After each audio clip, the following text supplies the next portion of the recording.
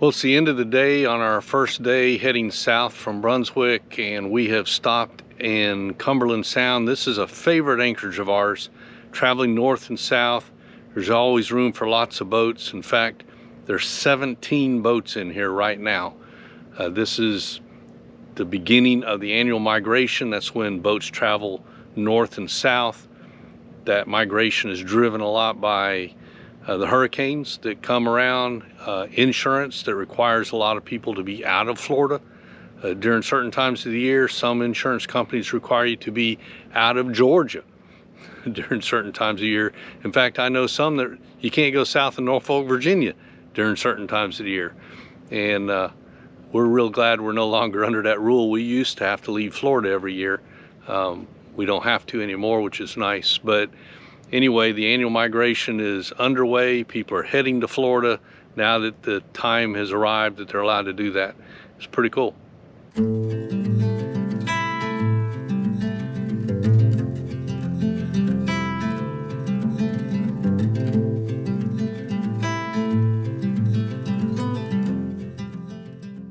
Well, we got a traffic jam here at Fernandina Harbor. Boats are in line waiting for their landing appointments. This heavy load got under your skin, all in. You got the white knuckles holding on it tight, keeping your feelings bottled up inside, heading for a collision and denial. To really live, you gotta die.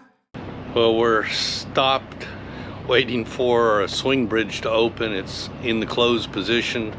It's just south of Fernandina Beach. We've been stopped by this bridge a few times, and you have to sit here for 15 minutes, half an hour, 45 minutes, however long. And well, I've never seen a train go across it, not once. Every time we've been stuck, they're just doing maintenance on it. So I guess it's an old bridge, needs a lot of repair, but like I say, I've never once seen a train go across it.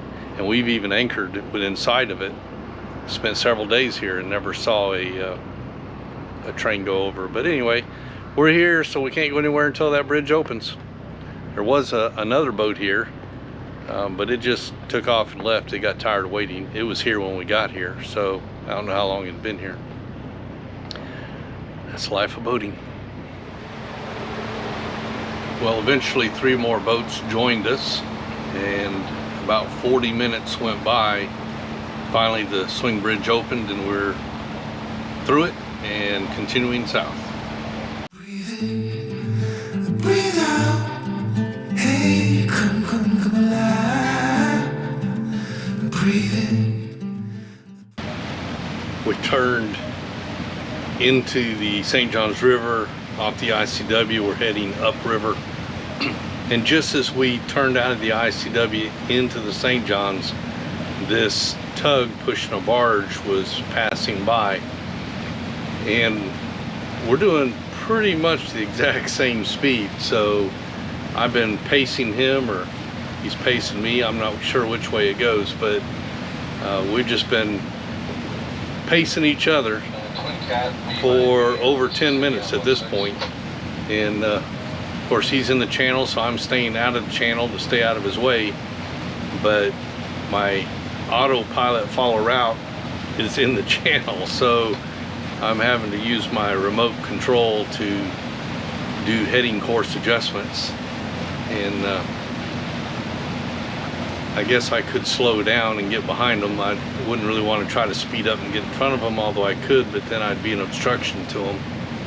But I'm due to turn here in about 7 minutes to our anchorage, so I'm just gonna keep pacing him, and then I'll turn and he'll go.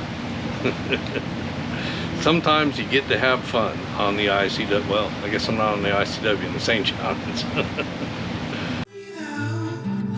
Look at the colors, colors, colors. Right.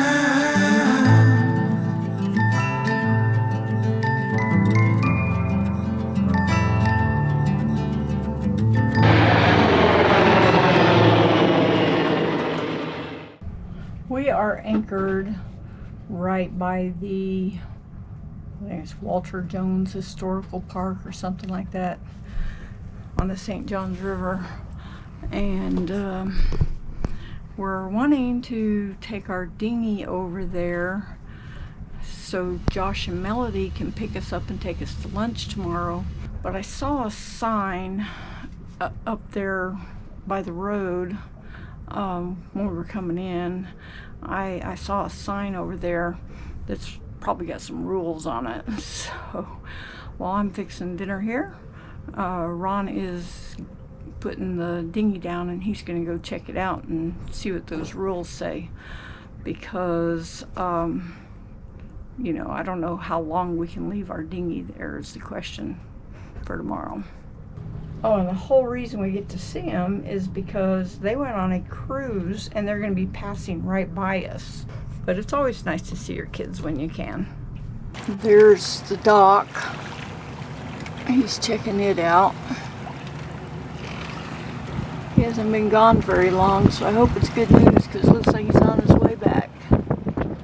Our son and his wife, who live in Georgia, have a favorite restaurant down here in Florida, and it's right on the ICW.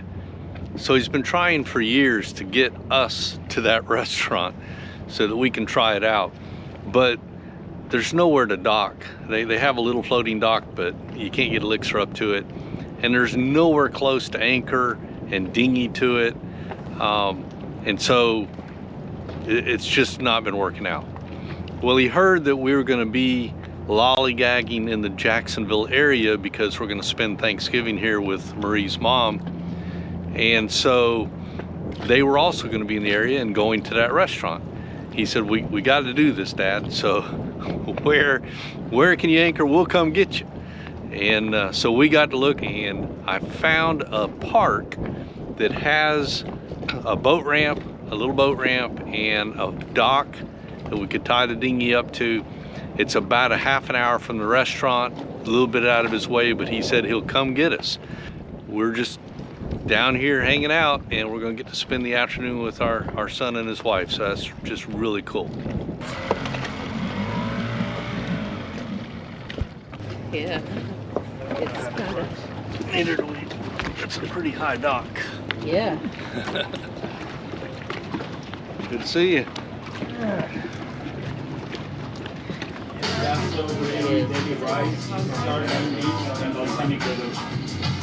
All right, so we just finished lunch at Palm Valley Fish Camp is where we're at. It's right on the ICW. Any of you boaters know that what I was talking about earlier, it's a very long, narrow strip of waterway. There's nowhere to anchor, nowhere to dock, I mean, except at restaurants. So I'm walking down to the dock to see what it looks like.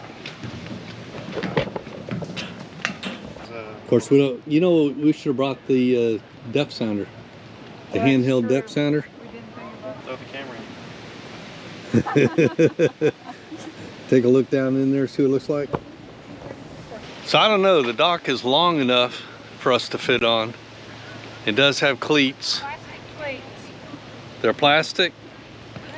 This one's tore off. It's only got one bolt on it. So it's only got one piling holding it. So I'm just not sure if it would withstand the weight of us bumping up against it. We'd have to tie off on the up here, around up here. Yeah, it's highly questionable whether this could handle us. But anyway, the restaurant was good. Great food. Recommend it if you can get your boat up to here. All the cleats are plastic and loose.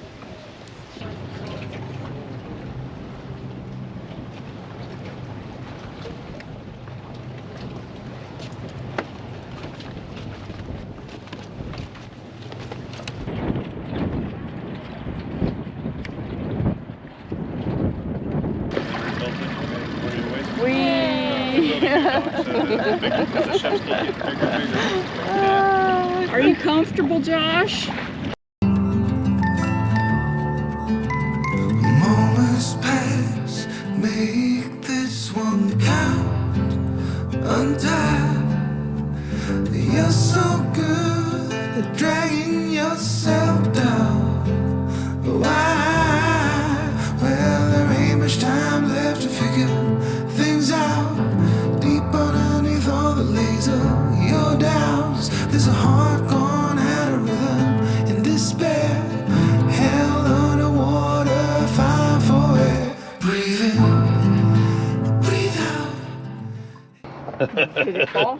No, I went to lean on this and it wasn't there. Oh, you went to this one? Yeah. Oh. Do I So, need to stand on my tippy toes? no, I think you're in here. Okay. Y'all comment below if she's not. So we found a little free dock that most boaters don't know about. I've never heard anybody mention it. It's not listed on any of the anchorage sites as a free dock, but it's on the St. Johns River, and there's a museum here in a park, so we're going to go up and check it out. But the dock was just big enough for Elixir to fit on. It has 3 cleats on it, and we were able to get a bow line, stern line, and breast line over, and I think we're pretty secure. So we're gonna walk on up and check out the museum. The dock is sturdy. Yeah, the dock is solid. It ain't going anywhere. And we've been here a couple days. We've actually been bringing our dinghy over to the dock, so we checked it out first, but we were anchored out and bringing our dinghy over. But after we check out the museum, we're going to get underway and go back to downtown Jacksonville. So we figured, what the heck, we'll just pull Elixir on up to the dock and see if that's doable, so y'all know whether you can do it or not. Oh, and by the way, the free dock is day use only.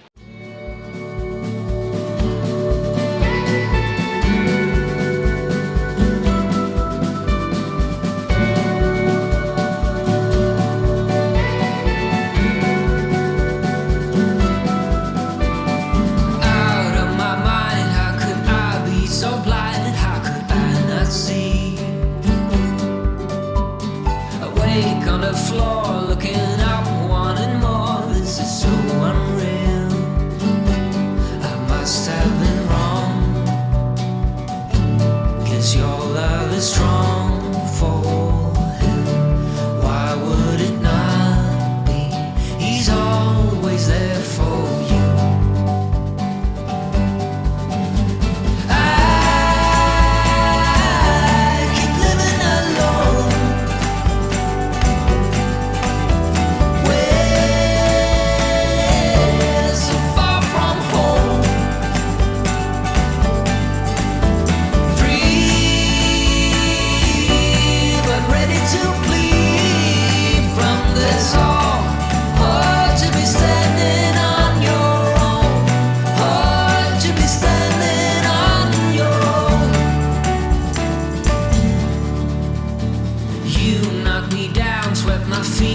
the ground, left me on the floor. Hard to resist, got me looking like this, like no one before. 'Cause I must be strong, 'cause this might go on for long.